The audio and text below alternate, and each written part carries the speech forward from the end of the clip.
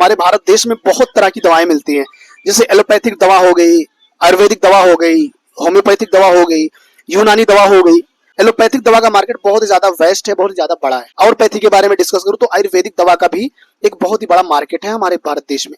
लेकिन अगर मैं कंपेयर करूं एलोपैथी से तो बहुत ही ज्यादा नीचे आता है। दवाएं होती हैं, एलोपैथिक दवा है, आयुर्वेदिक दवा है, यूनानी दवा है, होम्योपैथिक दवा है। ये दवाएं हमारे शरीर में कैसे काम करती हैं, इसी टॉपिक के बारे में पूरा डिटेल डिस्कस करने वाला हूं। तो प्लीज वीडियो को एंड तक जरूर देखना दोस्तों, बिल्कुल से स्किप मत करना। सबसे पहले मैं डिस्कस करूंगा एलोपैथिक दवा के बारे में।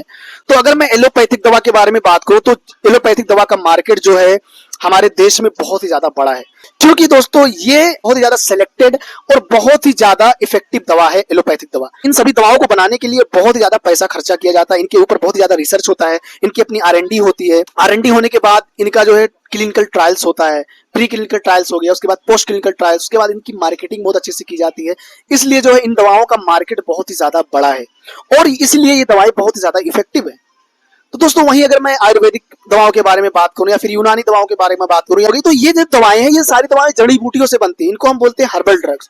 ये सारी हर्बल ड्रग्स की कैटेगरी में आती हैं और इनका जो है रिसर्च एंड डेवलपमेंट उतना ज्यादा डेवलप नहीं है, इनकी जो है मार्केटिंग भी उतनी अच्छी तरीके से नहीं होती है, इन पर उतना रिसर्च भी नहीं होता है, जिसकी वजह से इनकी मार्केट वैल्यू बहुत ही ज्यादा कम है और इनका इफेक्ट भी उतना ज्यादा अच्छे से नहीं देखने को मिलता है जितना अच्छा इफेक्ट जो है हमें एलोपैथिक दवाओं का मिलता है। एलोपैथिक दवाएं हमारे शरीर में अपना असर कैसे दिखाती हैं? दोस्तों एलोपैथिक जो दवाएं होती हैं, एलोपैथिक दवाएं जो है वो अपने रिसेप्टर पे बाइंड होती हैं। कोई भी एलोपैथिक दवा अगर बनी है तो उसका कोई ना तो कोई टारगेट जरूर होगा, वो अपने टारगेट पे जाकर ही बाइंड होती हैं। लेकिन कुछ दवाओं का एक्सेप्शन भी है, लाइक जैसे बहुत सारी ऐसी दवाएं हैं जो टारगेट पे बाइंड नहीं होती है। बहुत सारे एंटासिड हो गए, लाइक डाइजीन हो गया, और भी बहुत सारी ऐसी दवाएं हैं, लैक्सेटिव, जितने सारे लैक्सेटिव्स आते हैं वो किसी रिसेप्टर पे बाइंड नहीं होते। बाकी 98% दवाएं ऐसी हैं जो अपने टारगेट को ढूंढती हैं और अपने टारगेट पे बाइंड होती हैं। और वो क्या करती हैं? सिम्टोमेटिक ट्रीटमेंट, जैसे हमारे बॉडी में जो भी सिम्टम है उन सिम्टम्स को या तो घटा देंगी या तो बढ़ा देंगी।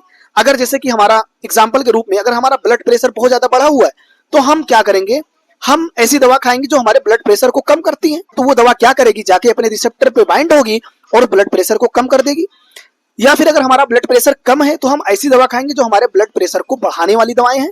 तो वो क्या होंगी? वो भी जाके अपने रिसेप्टर पे बाइंड होंगी और हमारा ब्लड प्रेशर बढ़ जाएगा। ऐसा हमारा सिम्टम्स है, वो तो सिम्टम्स को बढ़ा देंगी या तो घटा देंगी। अगर मैं दूसरी दवाओं के बारे में बात करूं, जितनी सारी जड़ी बूटी वाली दवाइयां होंगी, चाहे वो आयुर्वेदिक हो, चाहे वो यूनानी हो, चाहे वो सिद्धा हो, चाहे वो होम्योपैथिक दवाएं हो, ये दवाएं क्या करती है? ये हमारे इम्यून सिस्टम को ट्रिगर करती है।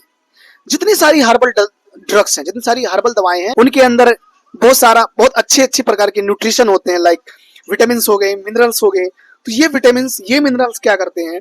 ये एंटीऑक्सीडेंट क्या करते हैं? ये हमारे बॉडी के इम्यून सिस्टम को बढ़ा देते हैं। अब जब हमारे बॉडी का इम्यून सिस्टम बढ़ेगा तो क्या होगा?